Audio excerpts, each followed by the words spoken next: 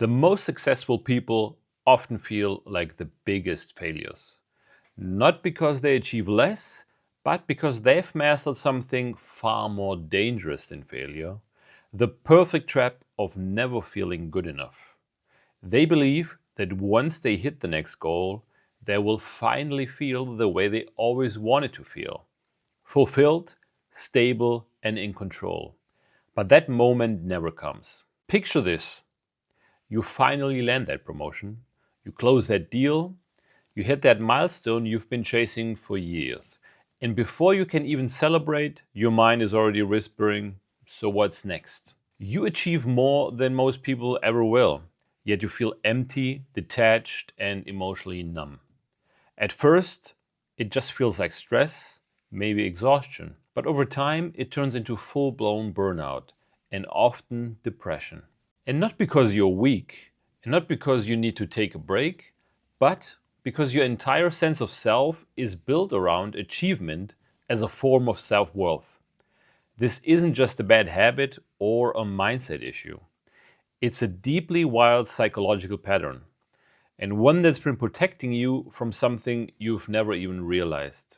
So, today we're going to uncover the three hidden mechanisms that keep this pattern locked in place. And these aren't just theories, they're the exact reasons why you end up burned out and depressed, and more importantly, how you can finally break free. Burnout in high achievers doesn't just happen because of long hours or pressure.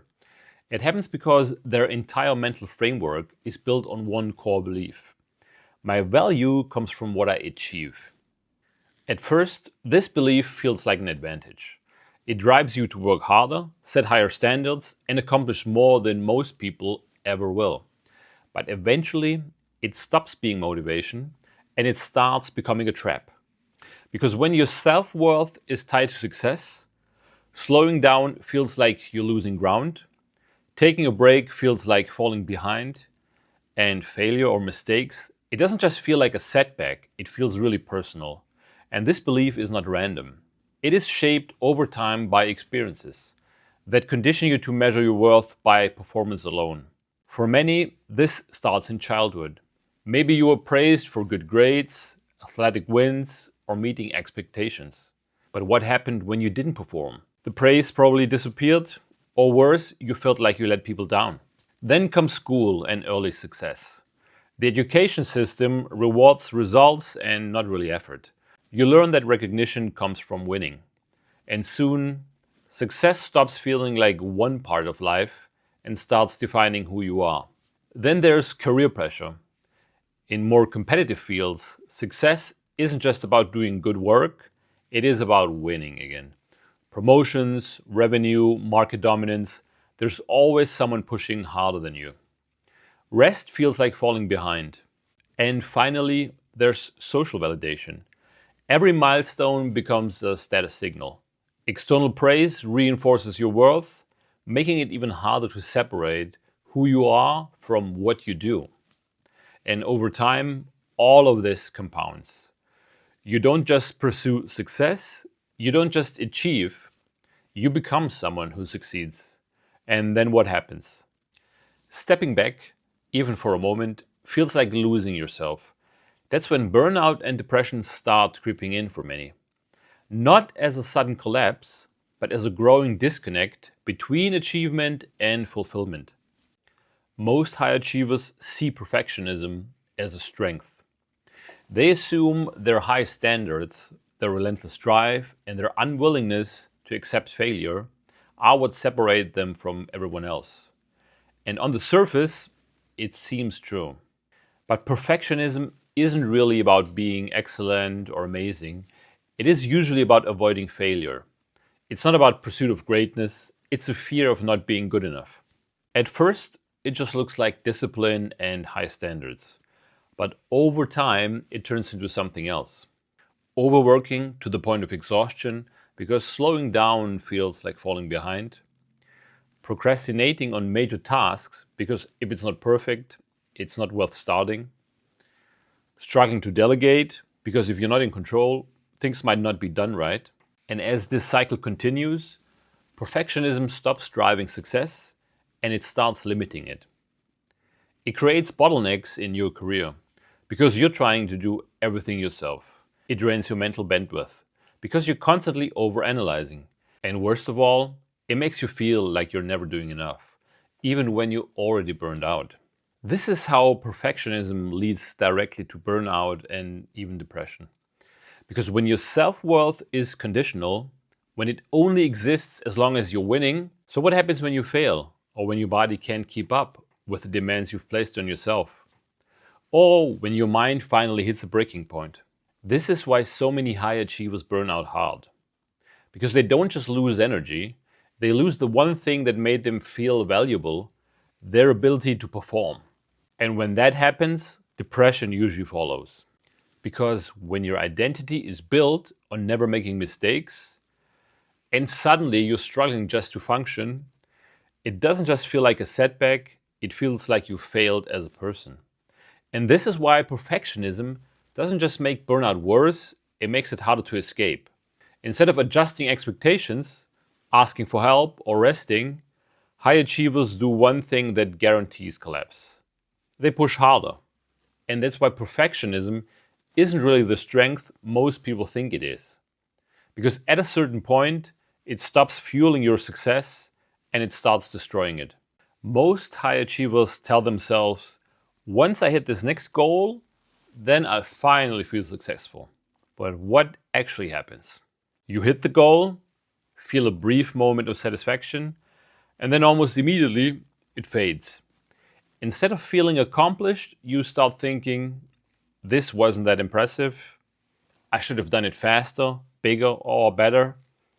And other people are ahead. I need to keep pushing. And before you realize it, you've moved the goalpost again.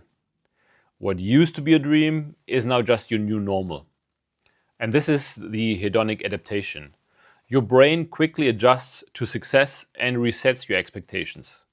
For high achievers, that reset point isn't happiness. It is a constant feeling of not being good enough. And that's why burnout isn't just about working too much. It's about never feeling like you've done enough. So at first, this pattern keeps you driven. It pushes you toward bigger challenges and higher standards.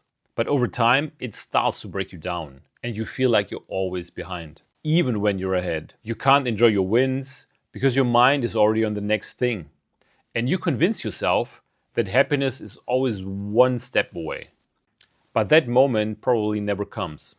And that's how the moving goalpost effect leads to chronic stress, emotional detachment, and burnout. Because when nothing ever feels like enough, you stop feeling anything at all at some point. What once felt meaningful now just feels like an obligation. And that's where depression creeps in. Not because you failed, but because you've been running a race with no finish line. At that point, the problem isn't the effort. It's that you've built a definition of success that will never let you feel like you've won. Most high achievers don't just push themselves because they want to succeed. They push themselves because stopping feels worse. For many, work is not just about ambition or discipline, it is about control. The drive to keep moving forward isn't always fueled by passion or purpose. Sometimes it's about avoiding something far more uncomfortable. The uncertainty of slowing down, the emotions they've been avoiding, the fear of what happens when they're no longer winning. This is where burnout and depression take root. Not just from working too much, but from years of emotional suppression. High achievers are often trained early to shut down their emotions. When they feel stress, they push through it. When they feel doubt, they try to prove themselves. And when they feel sadness, they hide it, because showing weakness is not an option. And when they feel fear, they outwork it. And for a while, this works. As long as they're achieving, the pressure feels manageable. But avoiding emotions doesn't make them disappear. They eventually accumulate. And eventually something happens. Maybe they hit a wall at work. Maybe they face a major failure. And maybe something happens where life forces them to slow down. And the second they stop, everything they've suppressed for such a long time comes crashing back. And at that point, burnout doesn't just feel like exhaustion, it feels like losing control. Work stops being exciting. It just feels like an obligation. They often start withdrawing from relationships, and even things they used to love feel meaningless to them. And that's how burnout turns into depression. Because when success kept their emotions at bay, even that stops making them feel anything. So what's left? For many, facing those emotions is far more terrifying than just pushing through one more day. And most high achievers, when they reach this point, only know one way to respond. They keep pushing harder, they set bigger goals, and they convince themselves that if they just break through this phase, everything will go back to normal. But more effort is not the solution, because the problem was never effort in the first place. The problem is that the entire model for success is broken. If your only way of feeling valuable is by achieving more, what happens when the success stops working? If you never allow yourself to feel satisfied, if you treat burnout as a discipline problem instead of a warning sign, then no amount of success will ever be enough. And this is why burnout in high achievers doesn't just happen. It's built into the system they're running on. A system where slowing down feels like failure, where self-worth is earned and not felt, and where every win is instantly devalued because the next goal is already in sight. And at some point, the way you've been operating stops working. And when it does, it doesn't matter how much willpower you have, because you can't outrun a system that was designed to keep you chasing. The only way forward is not to push harder. It is to start questioning the rules you've been living by. And if this resonated, hit like and subscribe for more content on high performance, burnout, and resilience. And if you're more serious about breaking this cycle, why don't you apply for a free breakthrough session? The link is in the description. See you in the next one.